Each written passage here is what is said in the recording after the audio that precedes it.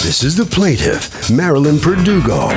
She says she was snookered into giving the defendant money with the promise her apartment building would go from a rental and become a co-op, meaning she would now own her apartment. Turns out the defendant was scamming her and other people in the building.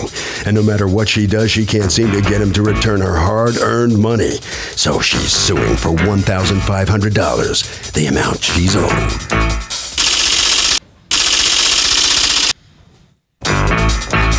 This is the defendant, Hyder Benjamil. He says the money he collected from the plaintiff and others in the building went to the lawyers, and they unfortunately discovered the building had back taxes owed to the city of New York by the former landlord. He doesn't have the money to give back to the plaintiff and is in the same boat as everyone else in the building. Bottom line, the plaintiff's going after the wrong person. He's accused of tricking a tenant.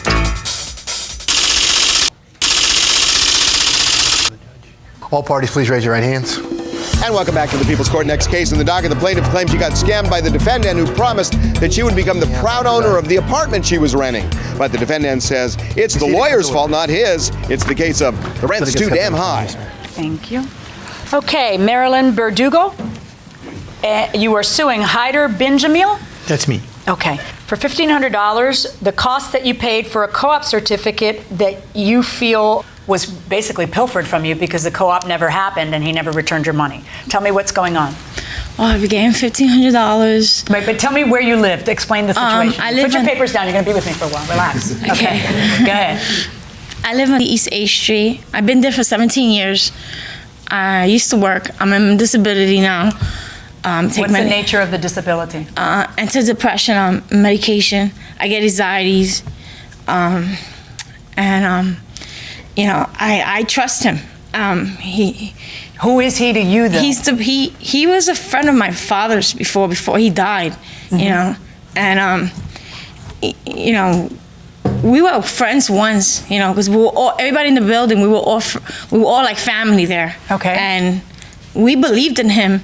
You know, for 5 years he was. It was a tenants association. The tenants association. Yes, and we were for 5 years. He was the president of the board, but he kept telling us that we were co-op, and never showing us papers. And we would go to meeting and. But he kept telling you were co-op. Don't you know if you're a co-op? Can you explain the situation here? What is going on? Hold on 1 second. I'll be right back with you. It's a long situation. I'll try to cut it short, so precise it. It was an HDFC managed by... What's HDFC stand for? Housing Development Fund Corporation. There are some buildings in... What are they? They are the buildings which the people who own those buildings did not pay the taxes for those buildings, so the city took it over from them, and then the people who lived in that building, they were given a chance to make co-op, so they were not able to do that. Okay, so hold on. So everybody who lives in that building was a renter? Was a renter before, yes. Okay, all right. And then the building is taken over by the city because the owners owe so much in taxes and they won't pay it. That is correct. Okay. And so the tenants living in that building had a chance to own the very building because the city of New York didn't want to be involved in owning all these buildings. That is correct. That's a great opportunity if you have the funds to convert it to co-op, but you have to convert it to co-op. That is correct. All right. Now, you live in that place. Yeah. At some point, you decide that everybody needs to fork over $1,500 in order to fund the attorneys and the engineering report and everything that's necessary in order to get the city to approve a co-op. That is correct. All right. Everybody gave $1,500. That's correct. Did you give $1,500? Yes, twice. Twice? Yeah. How I come gave twice? actually because my daughter lives over there and I live over there. Yeah. You gave what you were supposed to give. You didn't give double. All right. So what happened to the money? Because there's 34 units, right? That money went to There's 34 units? Yeah, to the So if there's 34 units, we're talking about 51 grand. That is correct. Okay, go ahead. That went towards the lawyer's fees and the engineer's fees. Okay, now I need you to prove to me that, oh, by the way, what ends up happening? It doesn't become a co-op. We thought that we would pay we would pay our share of the taxes which were owed to the city. That's what the AG office required us to do. Which meant that each tenant had to come up with how much money? About $13,000. And people couldn't do that.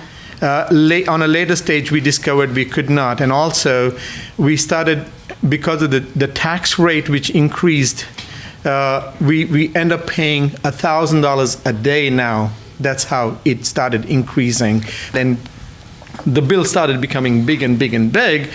So from $13,000 share, now if we look into the share, it's coming to $50,000 share. Okay. Yeah, per apartment. All right, now you get told, hey, we're going to get a piece of the action. We're going to get to own our own place. It's the American dream. You fork over $1,500. Yes. And everybody else does too. Not everybody. Not everybody? Not everybody. You see, not a lot of people. I was one of the people that could speak English. A lot of people there, different nationalities. Some did not. They couldn't speak English. Yeah, but they can speak English. You can tell them in Spanish. Necesitamos 1,500 pesos, and then they understand. But exactly. But in the meetings, when we have meetings, not everybody would like. They didn't buy into the thing. Yeah. All right, how many people gave the $1,500? All of them, almost all. Oh, you of them. say all of them? No, that's not well, true. Well, that actually is worse for him to say. I mean, in other words, it's against his interest to say that, so I sort of trust him because he's saying it's 51 grand. Now you have to account for 51 grand. That is correct. Where did the 51 grand go? Show me legal bills that cost 51 grand. That's for the lawyer. And go ahead. I wanted to tell you, see, we're rent control, rent stable. We don't need to pay for a lawyer. We could get a legal lawyer. He wanted everything private. For 5 years, he was president of the board. As I was told, you're only supposed to be president of the board for 1 year. He took control of that, the whole thing. He never showed us papers of anything. When we have tenant association meetings downstairs, you're supposed to give everyone a paper and tell everybody what's going on. Everything was by verbal. For those 5 years, we don't know actually what he did into that building. We don't know. He never showed us papers. And then, okay, but I'm looking at it now, and I'm looking to see the money that was spent. If I can account for $51,000, that's where the money was spent, right? If I can't account for it, if I see less than that, well, then there should be more money. The thing is, he told us a totally different story. He kept telling us we were co-op, and then he had a lawyer come But you don't know. Did you ever tell them they were a co-op? yes, ma'am. We did not tell that they were a co-op. We told them that we are going to be a co-op. Was there any point in time when you said to them, we're already a co-op? No. And according to our accounts, if we wouldn't have done mistakes the way we did, we would have paid the taxes too. And not been co-op? And had had been co-op. And be co-op. Yeah. If you had not made mistakes the way you did, what are you referring to? Mistakes of calling building department. We agreed that we will not call nobody. We'll have a.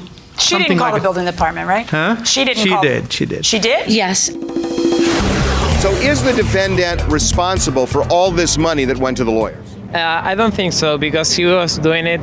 He was working. I mean, nobody. In good faith. He was working in good faith. It was a good faith. So part of the cause of the trying to build out this cop is. I got it. What do you think?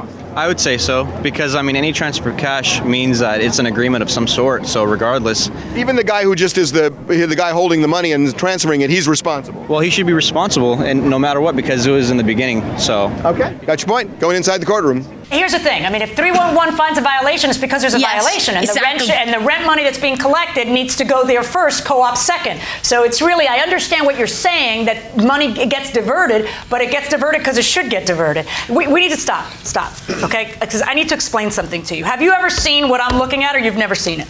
He never showed it to us. Okay. He didn't want to show us anything. Did you not show it to him? No, Every he did single not. meeting, No, he did everything not. is showed, everything is talked. Is anybody else suing you for the $1,500? Yeah, the lady beside us. Okay. Yeah. Anybody else besides the two of them? Nobody, ma'am. Okay. Yes, I Now have there's papers here. $71,000 in legal bills. That alone is already more than the $1,500 that was collected. How much did you pay for the engineering study? $13,000. $13,000? Yeah. Okay. I mean, I'm looking at where the money went. I see the legal bills. I see the engineering report. I mean, I'm sorry that you didn't end up a co-op, but it's because $1,500 wasn't enough. Everybody had to pony up a lot more than that, and people couldn't. That doesn't mean that he stole the money. It means that everybody gave it the college try and it just didn't work out. Not everybody. Another thing, we're renting the roof on different telephone companies. Where's that money going? Where is it going? Yes, we're Your Honor. renting the basement. Where's that money going? He never showed us Let me ask you a question. Is he still the president? Yes, he is. Okay. Why don't you guys vote him out if you think we tried that, and what he happened? did right away, we told him we're taking this to court and we're gonna get you out. He right away got a new owner. I don't know. From what I know, and I was told next month a new owner is coming to our building. He was telling us we had to sell the building because we owe taxes, and we had to sell the apartments, sell the keys.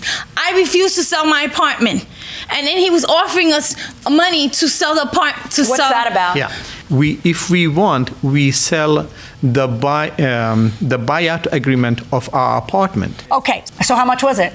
It's coming. Different apartments are different More size. or less, give me a ballpark. About 250,000 in average. Each unit? Each unit. I don't get it. I'm just not getting this because that's not, here, I'll give you a couple bucks so I don't have to evict you. That's No. like you own the place. I'm not getting it. That's it. We already sold it. And we're wondering it's why under, it it's is under that the contract. city is bankrupt, right? We're wondering how it is that this, I don't get it. You don't want $250,000 for a place you don't own? I don't know. It sounds like such a good deal. And if she wants to stay, she can stay.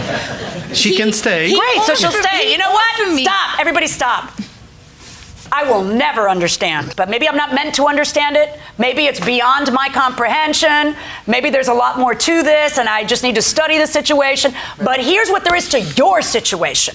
You gave him $1,500. You want the $1,500 back. You have to prove that in fact he stole those $1,500 because he didn't spend it and he put it in his pocket. And it wasn't for the legitimate purpose of trying to become a co-op. I am looking at like $100,000 worth of bills. So I cannot say, oh, he put all that money in his pocket. And there's money spent in legal fees. There's money spent in engineering fees. And sometimes we could pay $1,500 to try to become a co-op, but we can't because we can't pony up the $13,000. So no, I can't order him. I don't think that you have proven to me that there is a sufficient problem with the $1,500. That's what we're talking about, just the $1,500. Okay? Now, if you feel that he is stealing other money, that is a different lawsuit for a different judge at another time. Okay? But if you can't vote him out, then apparently not everybody agrees with you. But that you are welcome to pursue that somewhere else. As far as my case is concerned, verdict for the defendant. First, let's find out from the plaintiff her response to the ruling here. What's she feeling? There's, like she said, there's more. What? There's more to this. There's more to the story. The thing is, he did took out $1,500, and I'm hurt about it, but you know what? Next time, everything on paper, because when he used to go to meetings, he never showed his papers for anything. So Paper's good. That's a good lesson right there. Yeah, all right. All right around the corner there. All right, so come on out here. I don't think you have a believer over there, sir. What can I do? I feel sorry for her. I wish she can cash the money as we cashed it. Now, she can take $250,000 and go move somewhere else? Is that what you're saying? That's correct. Or she can stay there. You're offering her $250,000 to move? Not me. Whatever. Yeah. Exactly. As I'm getting, I want her to get. I want to share. Yeah. You can't just look at the pot at the end of the rainbow. You got to look at the process to see if a deal is realistic. That will do it for this case. Litigants for the next case on the way into the courtroom right now.